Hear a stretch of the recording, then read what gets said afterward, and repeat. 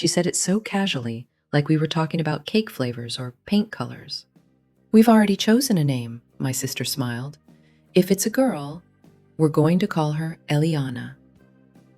Eliana. My name.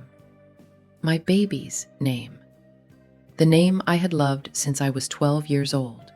The name I wrote in the corner of my school notebooks. The name I used when I imagined reading bedtime stories and signing birthday cards with shaky, sleep-deprived hands.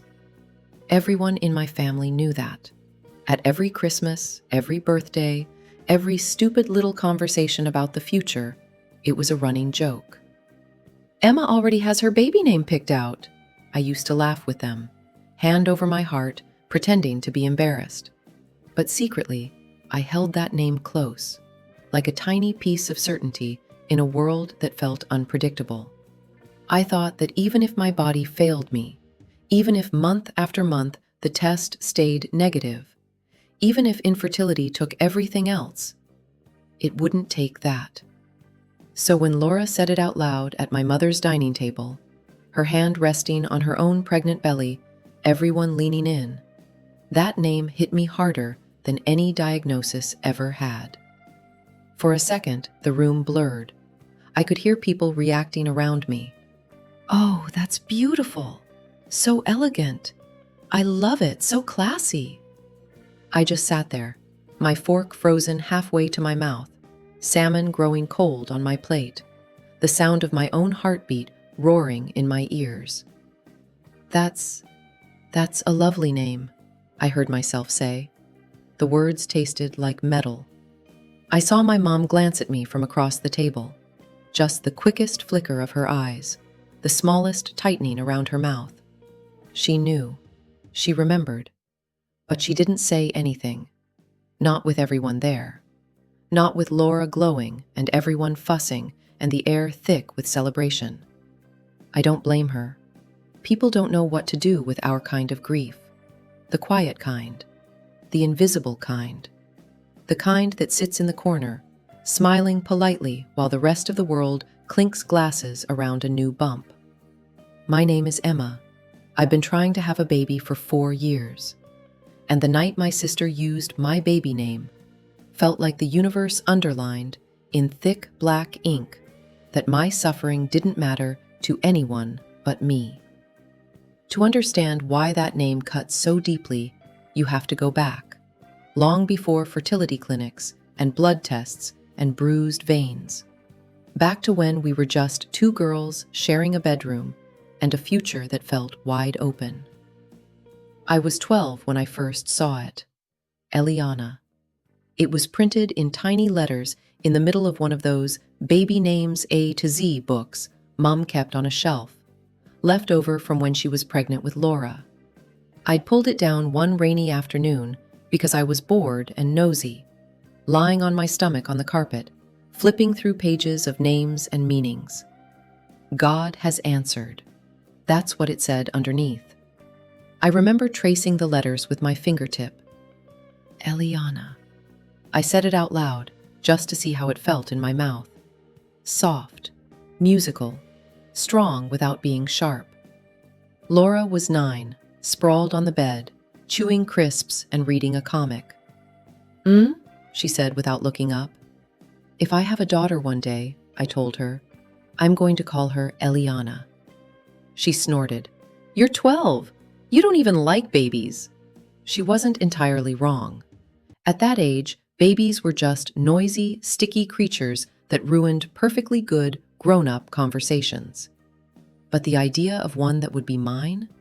One that would grow up to borrow my clothes and roll her eyes at my jokes?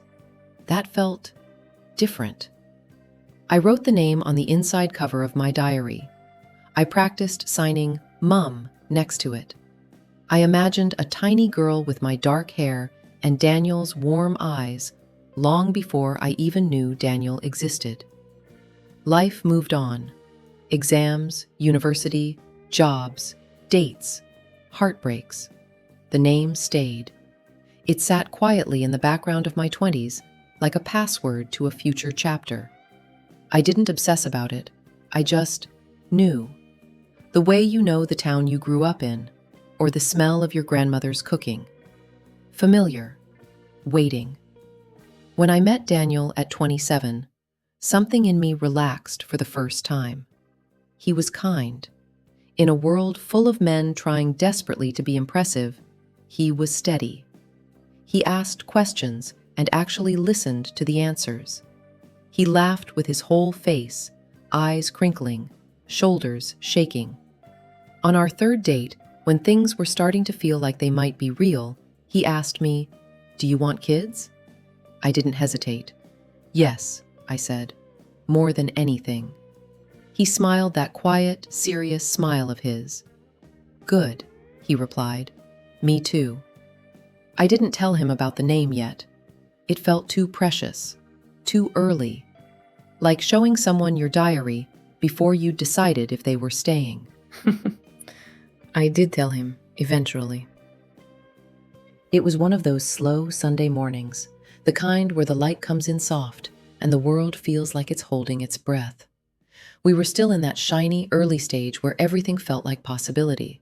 No appointments, no charts, no countdowns. Just us. We were lying in bed, half tangled in sheets, half tangled in each other. His fingers were drawing lazy circles on my arm. "What would you call her?" he asked suddenly. "If we had a girl." It surprised me how fast the answer leapt to my tongue. "Eliana." He stilled. "You already know?" I laughed, a little embarrassed. "I've known since I was 12. He rolled onto his side, propped his head on his hand, and looked at me like I'd just handed him a secret. "Tell me," he said, "why that name?" I traced patterns on his chest, following the curve of his collarbone. "It means God has answered," I said quietly. "I found it in one of Mom's old baby name books, and it just stuck. It felt like a promise somehow, like even if life went sideways, there'd be this little girl one day who proved that it all made sense." He was silent for a heartbeat. Then he kissed my forehead, slow and deliberate. "Then that's her name," he murmured. "Our daughter. One day. When she's ready to come." Those words. Our daughter. When she's ready. They wrapped around my ribs like warm hands. I let myself imagine it, just for a minute. A tiny cot in the corner of our room. Pastel blankets. A mobile that played terrible, tinny lullabies. Me, half asleep and bleary, holding a small, furious, beautiful thing against my chest and whispering, "It's okay, Eliana. Mummy's here." Back then, it was all so simple. You make a plan. You pick a name. You fall in love. You stop using contraception. You wait a couple of months. You get your happy ending. Nobody tells you about the women for whom a couple of months stretches into years. Nobody warns you how loud silence can be when you're waiting for 2 lines on a stick. Our journey started like everyone else's, messy, hopeful, a little bit reckless. We got married in late September, just as the leaves were starting to turn. It was one of those weddings people describe as intimate, which is code for we couldn't afford everyone. Fairy lights in a barn, cheap Prosecco, a DJ who played too much Ed Sheeran. Laura was my maid of honor, of course. She cried during her speech and made a joke about me being the one who always wanted to be a mum. "Emma's been naming her imaginary children since she was in braces," she laughed into the microphone. "So, Daniel, I hope your swimmers are strong." Everyone roared. I laughed too. I always laughed, because if you laugh first, they can't hurt you, right? On our wedding night, when we finally peeled off the layers of lace and nerves, Daniel pressed his forehead to mine and whispered, "Let's make her." "Who?" "Eliana," he said. I giggled, half flustered, half thrilled. "It doesn't just work like that, you know." He grinned. "I don't see why not." If you've never tried for a baby, you might imagine it as romantic. Candlelight, slow music, some kind of sacred, cinematic moment. If you have tried for a baby, I don't need to explain. At first, it was fun. A secret project. We downloaded an app. I peed on ovulation sticks. He joked about mission days. We had sex in the afternoon, in the kitchen, in hotel rooms on stolen weekends, whispering, "Maybe it's happening right now." Every late period felt like a miracle warming up in the wings. Every negative test felt like a punch no one else could see. 5 months isn't long, my GP said, when I first went in with that wobble in my voice. Most couples take up to a year. Try not to worry. I nodded, obedient. Tried not to worry. Failed. Month 12 came and went like a birthday nobody mentioned. I stopped confiding in people. Their faces exhausted me. The tilted head, the soft voice, the "just relax, it'll happen when you least expect it" nonsense. Daniel stayed hopeful longer than I did. He was good at that. "Next month," he'd say, kissing my forehead as I curled up with cramps. "We're getting closer." Closer to what, though?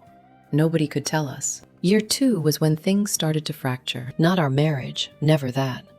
Daniel and I clung to each other like survivors on a raft, but something inside me began to crack. I started avoiding baby showers, making excuses, sudden migraines, work deadlines, car trouble. My friends stopped inviting me after a while. I told myself I didn't care. I cared so much it physically hurt. One afternoon, I sat in a clinic waiting room with peach-colored walls and motivational posters about journeys and miracles.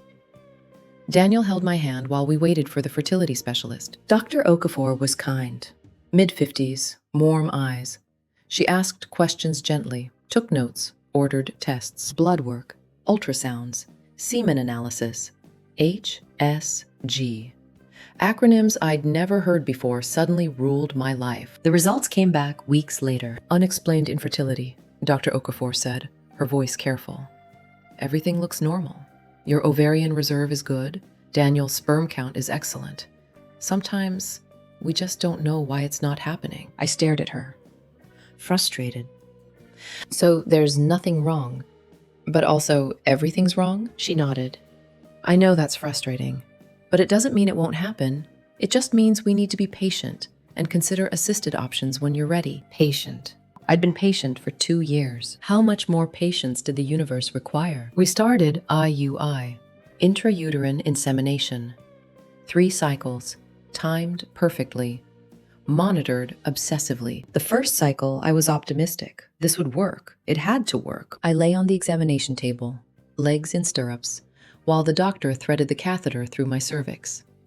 Daniel held my hand. The procedure took 5 minutes. "Rest for 15 minutes, the nurse said cheerfully. "And good luck." I spent those 15 minutes staring at the ceiling, willing those sperm to find my egg, willing science to work where nature had failed. 2 weeks later, I peed on a stick at 5 a.m. Negative. I sat on the bathroom floor and cried, while Daniel got ready for work in silence. We tried again the next month, and the month after that. 3 cycles. 3 failures. Each one chipped away at something inside me, frustrated. "Maybe it's time to consider IVF," Dr. Okafor said gently during our follow-up appointment. IVF. In vitro fertilization, the big guns, the last resort, the thing that cost as much as a car and came with no guarantees. "It's invasive," Dr. Okafor explained, sliding a pamphlet across her desk. "You'll need daily injections to stimulate your ovaries. We'll monitor you closely with blood tests and ultrasounds. When your follicles are ready, we'll retrieve the eggs surgically, fertilize them in the lab, and transfer the best embryos back into your uterus." She made it sound so clinical, so matter-of-fact, as if my entire emotional well-being wasn't riding on a petri dish. "What are our chances?" Daniel asked. "For women under 35 with unexplained infertility? About 40 to 50% per cycle. 50%, a coin toss." "How much does it cost?" I asked, even though I already knew. "Around 8 to 10,000 pounds per cycle, not including medications." I felt the air leave my lungs. Daniel squeezed my hand. "We'll find the money," he said. We did find the money. We emptied our savings account, canceled our holiday to Greece, sold Daniel's motorcycle, borrowed 2,000 pounds from his parents, who gave it without question and with so much pity in their eyes, I wanted to scream. And in June, we started IVF. The injections began on day 2 of my cycle. Gonal-F, Menopur, Cetrotide. I became intimately familiar with needles and bruises and the sting of subcutaneous medication. Daniel learned to inject me. His hands shook the first time. "I don't want to hurt you," he whispered. "You won't," I lied. He did, but not in the way he thought. Every injection was a reminder. Your body can't do this on its own. Every bruise was evidence of failure. Every blood test, every ultrasound, every monitoring appointment was another invasion, another data point, another reduction of my humanity to numbers on a chart. By day 8, I had 15 follicles growing. Excellent response, the nurse said brightly. I wanted to throw the ultrasound wand at her, frustrated. Excellent response. As if I was a science experiment performing well. The mood swings hit hard. I cried at a nappy advert, screamed at Daniel for chewing too loudly, sobbed in the Tesco car park because they were out of the bread I liked. It's the hormones, I kept telling myself, but it felt like something deeper, like I was unraveling. Egg retrieval was scheduled for day 10. They put me under general anesthesia, a small mercy. I woke up groggy, cramping, with Daniel's face hovering above mine. They got 14, he said softly. 14 eggs, 14 chances, I cried.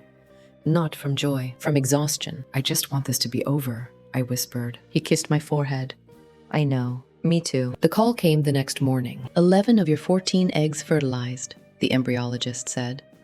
We'll monitor them over the next 5 days and call you with an update. 5 days. 5 days of waiting to see which embryos would survive, which ones would divide properly, which ones would make it to blastocyst stage. I couldn't eat, couldn't sleep, couldn't think about anything else. On day 3, the embryologist called again. You have 8 embryos still developing. Looking good so far. On day 5, another call. 5 made it to blastocyst. Excellent quality. We'll transfer 2 fresh and freeze the other 3. 5.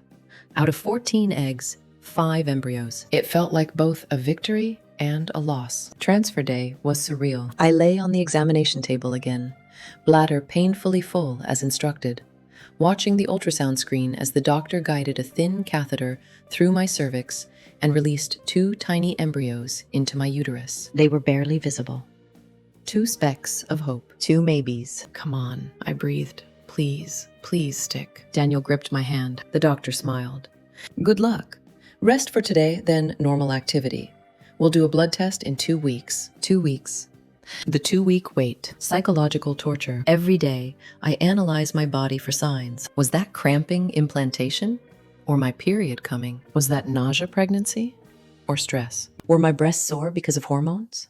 Or because I was pregnant? I took a home test on day 9. Negative. Too early, I told myself. Day 11. Negative. Still too early. Day 13. Negative. Maybe the blood test will show something the urine test didn't. It didn't. The nurse called on day 14. Her voice was gentle. Too gentle. I'm sorry, Emma. Your HCG levels are negative. It didn't work this time. I hung up. Sat in the car in the clinic parking lot, stared at nothing. Daniel tried to hold me. I couldn't be held. All that money, all those injections, all that hope, all those embryos, gone. I don't want to do this anymore, I whispered. We don't have to, he said. We can stop.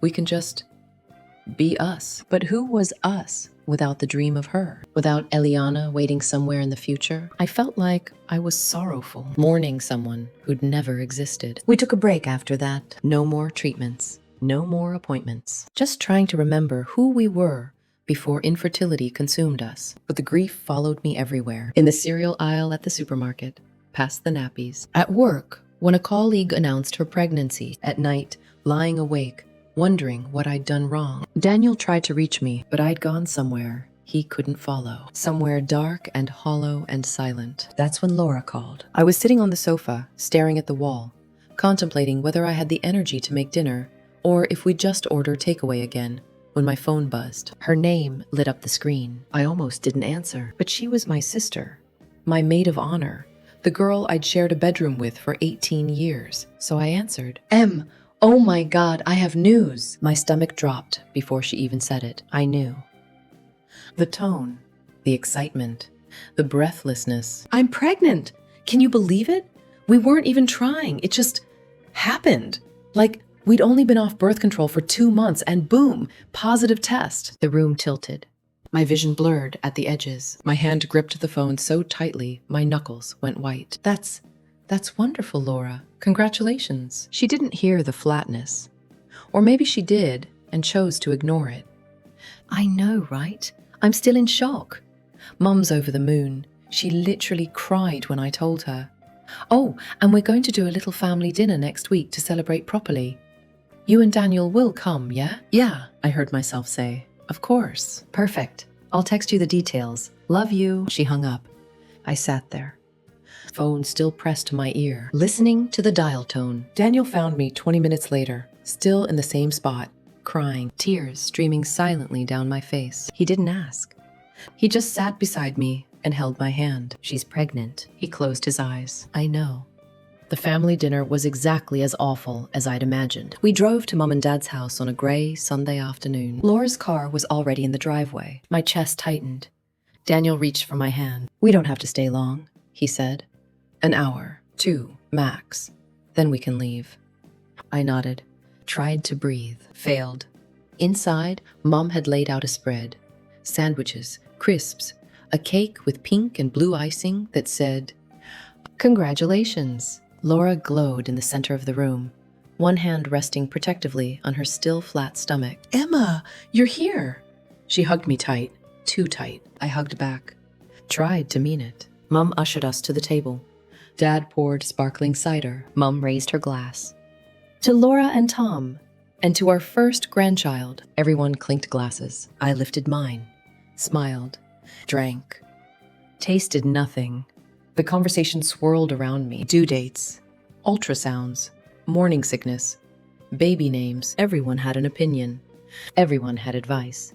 Nobody asked how Daniel and I were doing. Nobody remembered we'd been trying for 3 years. It was as if our pain was invisible. And maybe it was. Maybe grief you can't see doesn't count. The months that followed were a special kind of torture. Laura's pregnancy progressed like a highlight reel I couldn't escape. Ultrasound photos in the family group chat. Bump progression photos every week. 12 weeks. Still can't believe it. 16 weeks. Felt the first kick. 20 weeks. It's a girl. A girl. Of course it was. I muted the group chat. Told myself I was protecting my peace. But really, I was just trying to survive. I stopped going to family gatherings, made excuses, headaches, work deadlines, prior commitments. Mom stopped pushing after a while. Daniel covered for me, showing up to things alone, making apologies on my behalf. I knew people were talking. Knew they thought I was bitter, jealous, unable to be happy for my own sister. And maybe they were right. Maybe I was all those things, but I was also drowning, and nobody seemed to notice. Laura tried to include me, texted me links to baby clothes, asked if I wanted to come to her anatomy scan, invited me to help decorate the nursery. I responded with short, polite messages. Cute. Can't make it. Sorry. Sounds great. She stopped asking after a while, and then came November. Mom insisted we come for a casual Sunday roast. It's been months, Emma, she'd said on the phone. Laura misses you. We all do. Please, just one dinner. I didn't want to go. Every fiber of my being screamed no. But guilt is a powerful thing, so I agreed. Laura was 6 months pregnant by then, visibly, undeniably, beautifully pregnant. Her bump was perfectly round. She wore a fitted dress that showed it off. Everyone cooed. Everyone asked to touch it. I sat at the table, cutting my roast beef into smaller and smaller pieces, focusing on the mechanical action of knife against plate. Daniel's hand found mine under the table. Steady.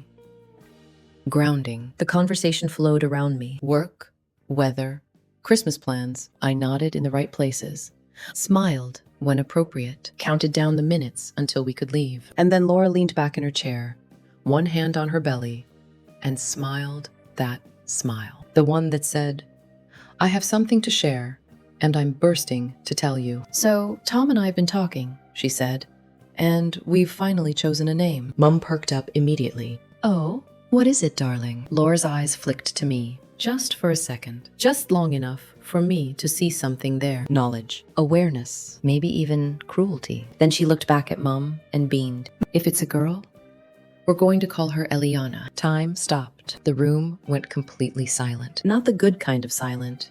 The kind where everyone's holding their breath. Mum's fork froze halfway to her mouth. Dad cleared his throat uncomfortably. Daniel's grip on my hand became painful. And me?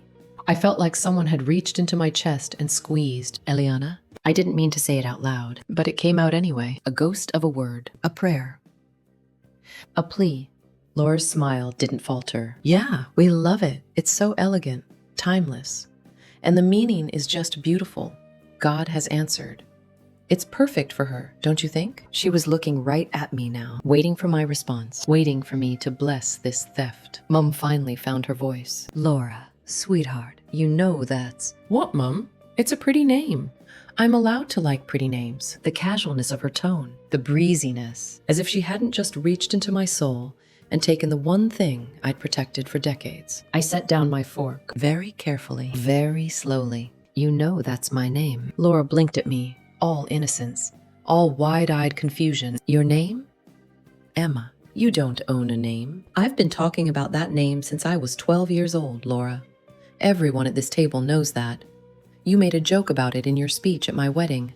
You've heard me say it 1,000 times. She waved a hand dismissively. That was years ago, Em. And come on, you're not even... you can't hold a name forever just because you liked it when you were a kid. That's not how it works. The words hung in the air like poison. You're not even what? Not even pregnant? Not even a mother? Not even deserving of consideration? My hands started shaking. I've been trying for 4 years, Laura. The table went silent again. Laura's face shifted. Just slightly. A flicker of something, guilt, defiance, satisfaction, crossed her features before she rearranged them into sympathy. I know that, Emma. And I'm really sorry about your struggles. But that doesn't mean I can't use a name I love for my daughter. It's not like you have a copyright on it. My daughter. Those 2 words were knives. Sharp, deliberate, aimed. Daniel stood up abruptly, his chair scraping loudly against the floor. We're leaving. Mum reached across the table. Emma, wait. Let's just talk about this. But I was already standing, already grabbing my coat from the back of my chair, already moving toward the door. Because if I stayed one more second, I would shatter into 1,000 pieces, right there on Mum's dining room floor. Laura's voice followed me, defensive. Oh, come on, Emma. Don't be so dramatic. It's just a name. Just a name. Just a name. Just the last piece of hope I'd been clinging to. Just the symbol of everything I'd lost. Just a name. Daniel drove us home in silence. I didn't cry. I couldn't. The grief was too big for tears. When we got home, I went straight to the bedroom, sat on the edge of the bed, and stared at the wall. Daniel sat beside me, waited. Finally, I spoke. She knew. She knew what that name meant to me, and she took it anyway. I know. She didn't even hesitate, didn't even ask, just took it. I know. Why would she do that? Daniel was quiet for a long time. Then he said, I don't know. Maybe she's thoughtless. Maybe she's cruel. Maybe she's jealous. Maybe all of it. Jealous of what? She's the one who's pregnant. Maybe she's jealous that you've always had something sacred, something precious, and she wanted it.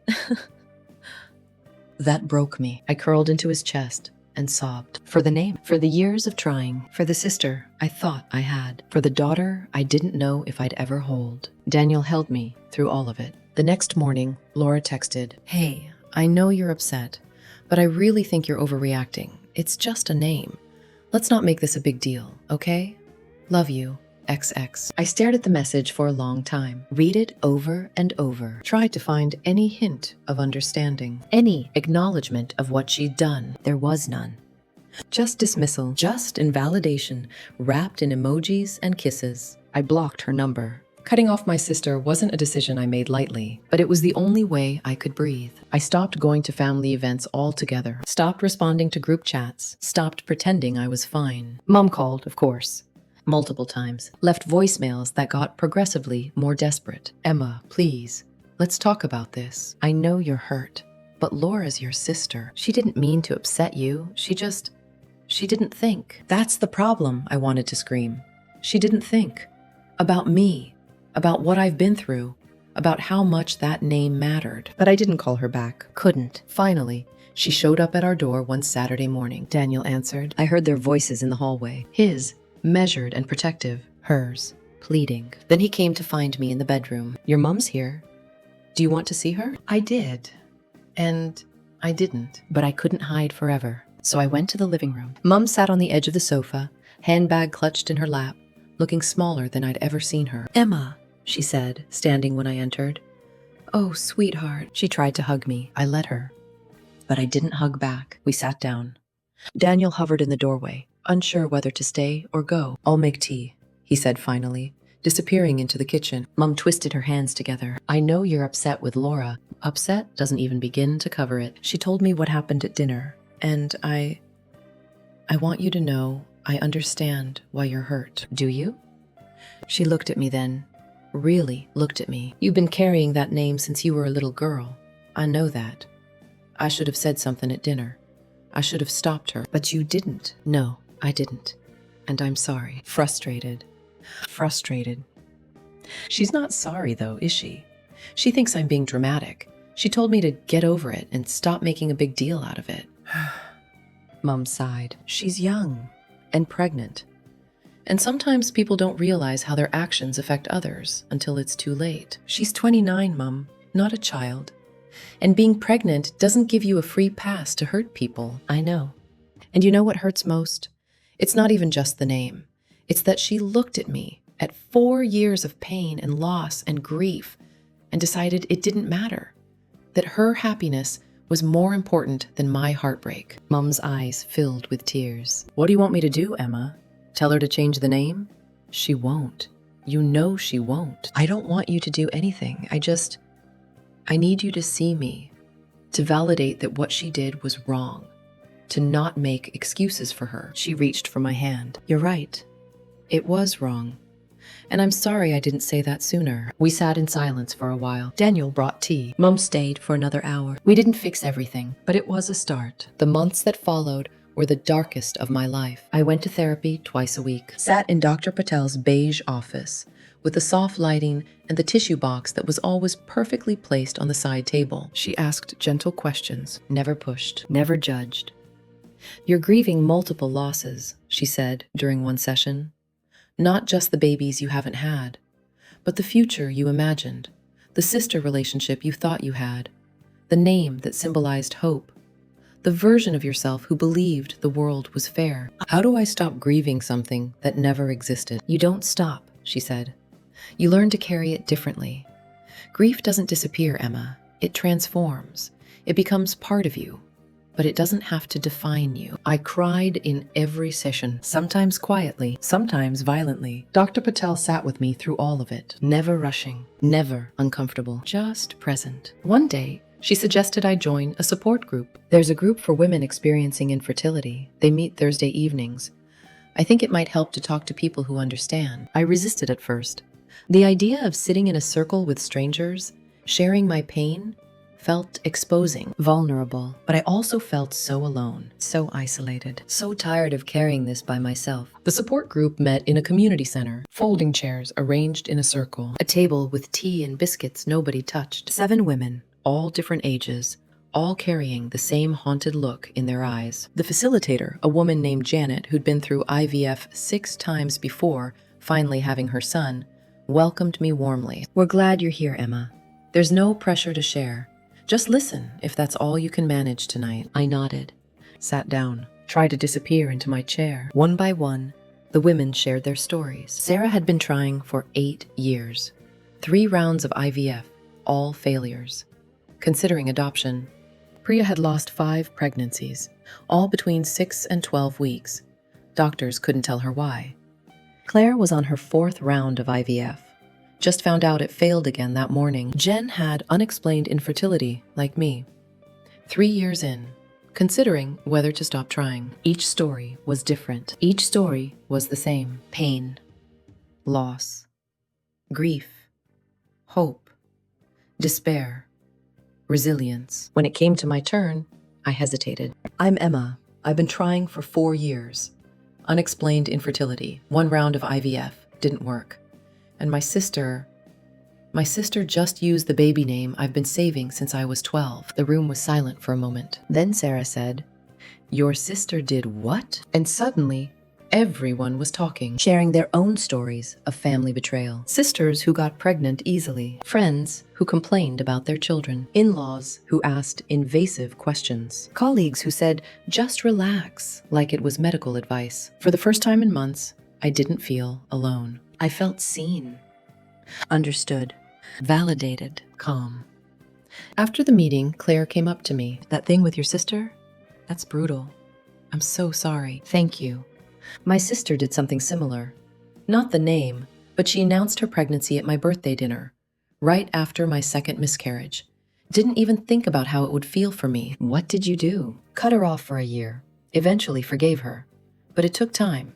And therapy. Lots of therapy. I nodded.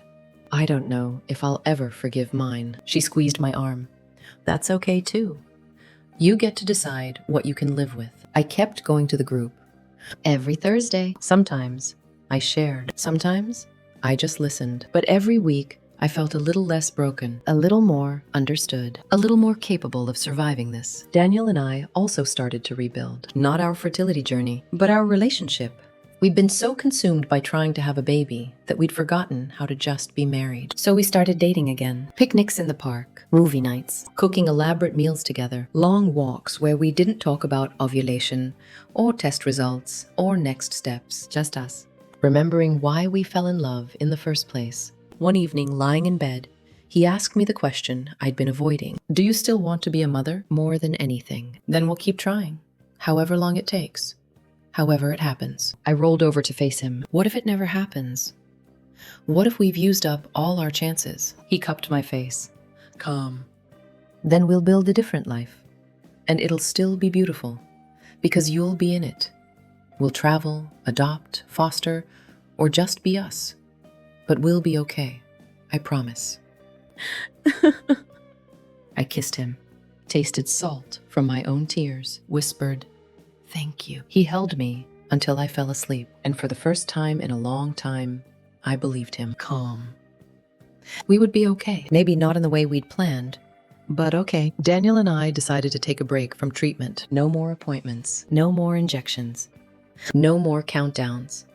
Just us. We went on walks, cooked elaborate meals, watched terrible TV shows, remembered who we were before infertility became our identity. One night, lying in bed, he asked me, "Do you still want to be a mother more than anything? Then we'll keep trying, however long it takes." I rolled over to face him. What if it never happens? He cupped my face. Then we'll build a different life, and it'll still be beautiful, because you'll be in it. I kissed him, tasted salt from my own tears, whispered, "Thank you." He held me until I fell asleep. In February, nearly a year after the dinner, Laura had her baby, a girl. Mom texted me a photo. Tiny, pink, perfect. Her name was in the caption, Eliana Rose. I stared at that photo for a long time, waiting to feel something. Rage, jealousy, grief. But all I felt was tired. Tired of letting Laura's choices steal my peace. Tired of sorrowful mourning a name. Tired of carrying bitterness that only hurt me. So I deleted the message and I let it go. Not because I forgave her, but because I refused to let her take anything else from me. Calm. Spring came. The world turned green again. Daniel and I planted flowers in the garden. Daffodils, tulips, lavender. I started painting again. Something I hadn't done since university. Therapy helped me rebuild, piece by fragile piece. The support group became my lifeline, and slowly, imperceptibly, I started to feel like myself again, not the old me. A new version, scarred but stronger, broken but healing. And then, one morning in late April, I woke up feeling off. Not sick, not in pain, just different. Like something had shifted inside me. I ignored it at first, told myself it was nothing. Stress, hormones, my imagination. But the feeling persisted. A strange awareness in my body, a fullness, a knowing. I was 3 days late, which meant nothing. I'd been late before. Stress did that. Grief did that. But on day 5, something made me stop at the chemist on my way home from work. I bought a test. Not the expensive digital kind. Just a basic one. Cheap. Simple. I told myself I was just ruling it out. Managing expectations. Being practical. But my hands shook as I paid, and my heart raced as I drove home. Daniel was at work. The house was quiet. I went straight to the bathroom, unwrapped the test with trembling fingers, sat down, peed on the stick, set it on the counter, and waited. The instructions said 3 minutes. I lasted 30 seconds before looking. One line appeared immediately. Control line. The test was working. I held my breath, counted to 10, looked again. Still, just one line. I looked away, counted to 20, looked back. A second line, faint, So faint I had to tilt the test toward the light. But there, undeniably there, pink, real, present. My legs gave out. I sank to the floor, test clutched in my hand, and I cried. Not sad tears, not scared tears, grateful, disbelieving, overwhelmed tears. Please be real, I whispered to the empty bathroom. Please, please be real. I took another test. Same result. Faint but visible. And another, clearer this time. By the time Daniel got home, I'd taken 4 tests, all positive, all lined up on the bathroom counter like evidence. I heard his key in the door, his footsteps in the hallway. Em, you home? I couldn't speak. Couldn't move.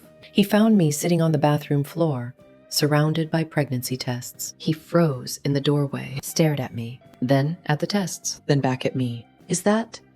Are those? I nodded.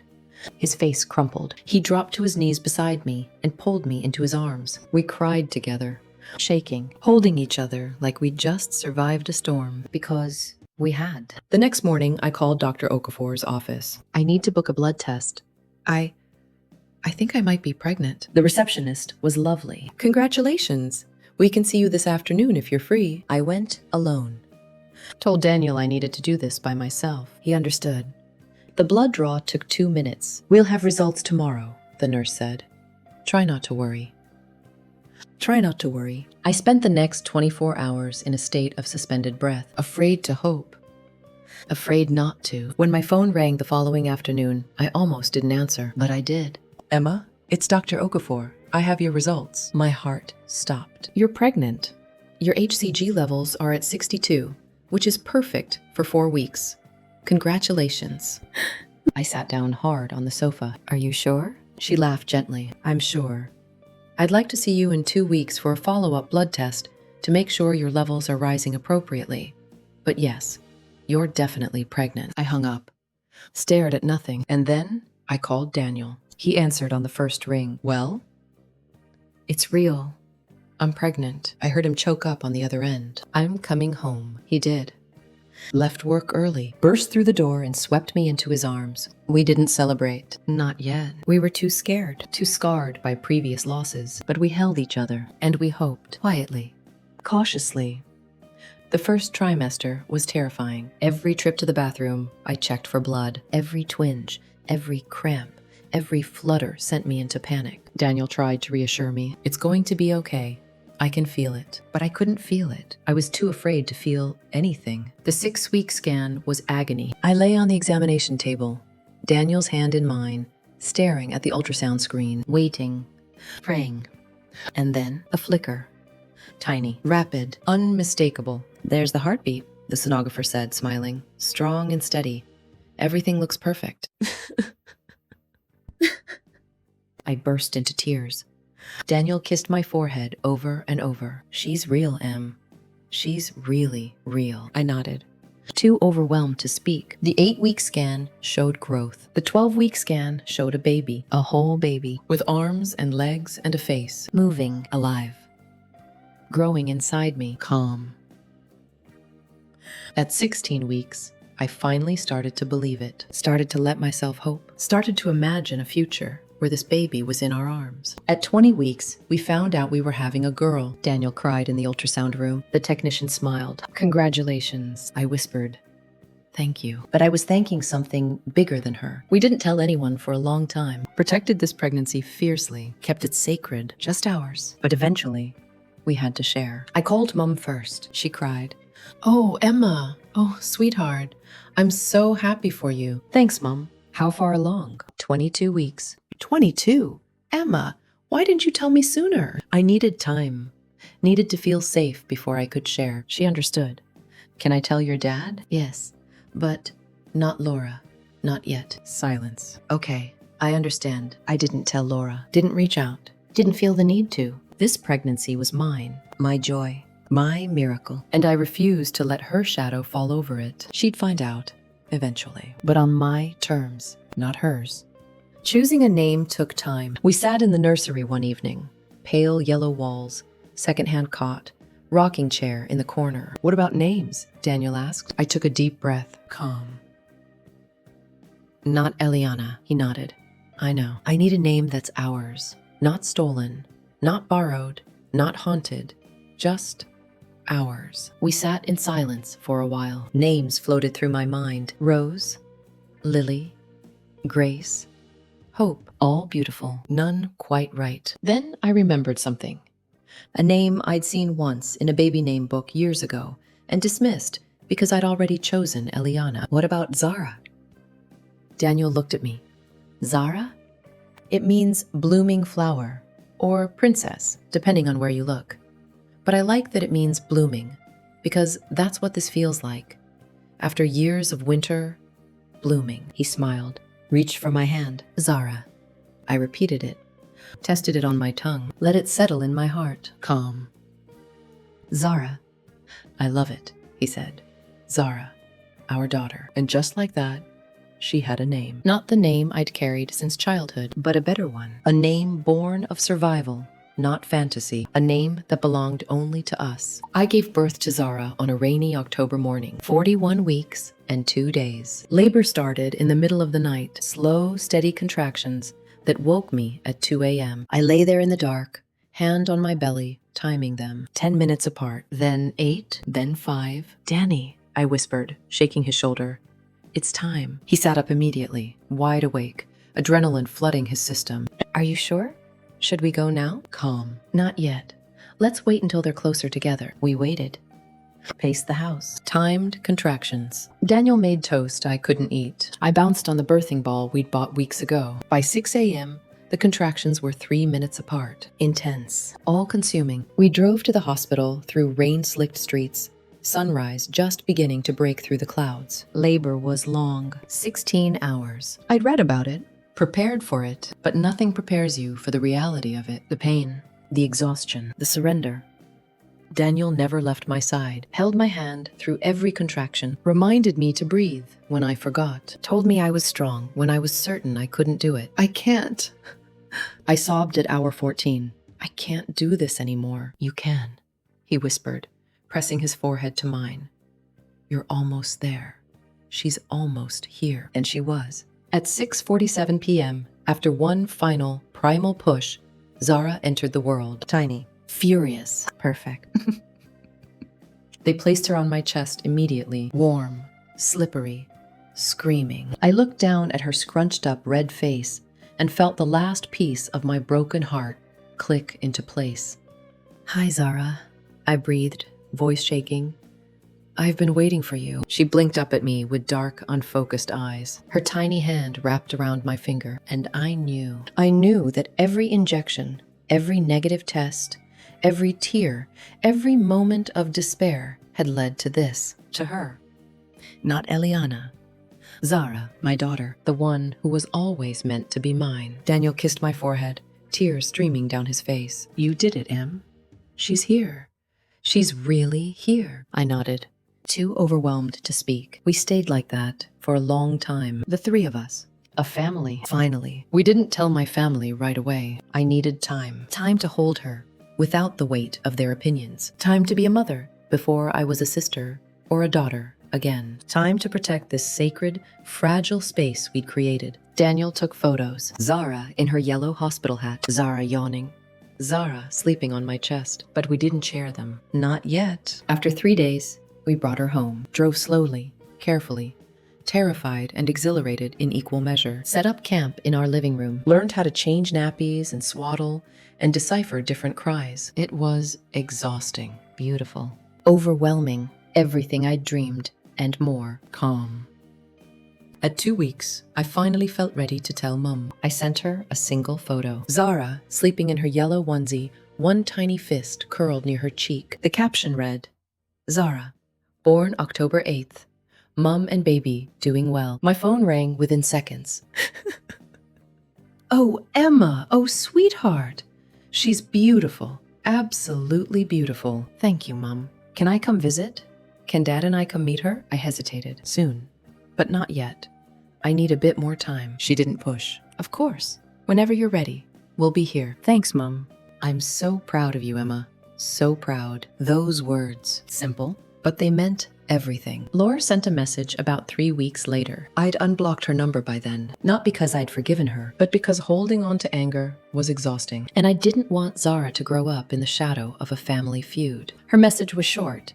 Congratulations, she's gorgeous. I stared at it for a long time, considered ignoring it, considered responding with something cutting, but in the end, I just typed, "Thank you." She didn't reply, and I was okay with that. Maybe one day, we'd rebuild something, maybe not.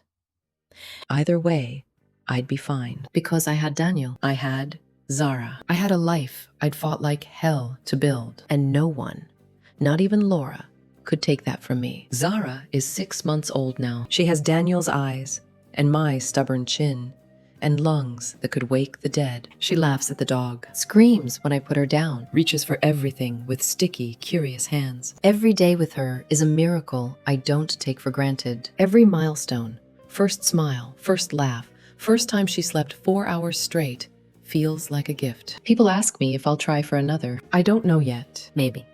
Maybe not.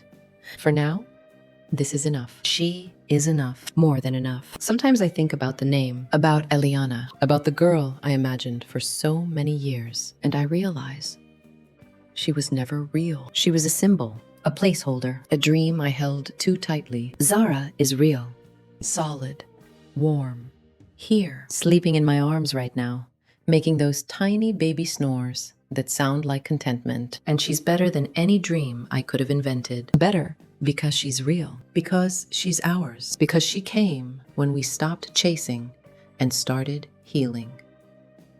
Calm. Laura and I ran into each other at Mum's house last month. I'd finally agreed to bring Zara for a visit. Laura was there with Eliana, 9 months old now. We stood in Mum's living room, 2 sisters with our daughters, and the air between us was thick with everything unsaid. She looked tired. Her daughter was fussy, crying, refusing to be comforted. Laura looked frazzled, overwhelmed at the end of her rope. She glanced at me holding Zara, calm, content, sleeping, and something flickered across her face. Regret? Envy? Exhaustion? "You look good," she said finally. "Thanks." Silence stretched. Then she said, "I'm sorry for what I did with the name. I should have asked. I should have thought about what it meant to you." I looked at her, really looked at her, and I realized I didn't need her apology anymore. I'd already made peace with it, already moved on, already built something beautiful from the ashes. Calm. "It's okay," I said, and I meant it. She looked surprised. "Really?" "Really, because that name wasn't mine to keep. It was a dream I outgrew, and I'm grateful for the name I have now, for the daughter I have now." She nodded slowly. We didn't hug. Didn't promise to fix everything overnight, but it was a start, a small, fragile beginning, and that was enough. I don't know what the future holds. I don't know if Laura and I will ever be close again. I don't know if I'll have more children, but I know this. What's meant for you cannot be stolen. Not by family, not by time, not by betrayal, not even by yourself. Zara came to me when I stopped chasing, when I let go, when I made space, and in doing so, she gave me more than I ever imagined. Not just a daughter, but a new version of myself. Stronger, softer, whole, calm. If you're listening to this and carrying your own grief, whether it's infertility, loss, betrayal, or just the ache of waiting, please hear me when I say, you are not broken. Your pain is valid. Your story isn't over. Sometimes what we lose makes space for something better, something truer, something that was always meant to be ours. And sometimes the greatest blessing is the one we never saw coming, the one that arrives when we've stopped demanding it, the one that blooms in the space where our old dreams used to live. Calm. If you're listening to this and carrying your own grief, whether it's infertility, loss, betrayal, or just the ache of waiting, please hear me when I say, you are not broken. Your pain is valid, and your story isn't over. Sometimes what we lose makes space for something better, something truer, something that was always meant to be ours. If you'd like support, community, or gentle guidance on your fertility journey, I've created a free resource for you. It's called 7 Signs of Ovulation to Watch For, and you can download it at www.theinfertilitysecrets.com. But more than that, I want you to know you're not alone. This space is here, and we keep going together. One small, brave, blooming step at a time. Thank you for listening.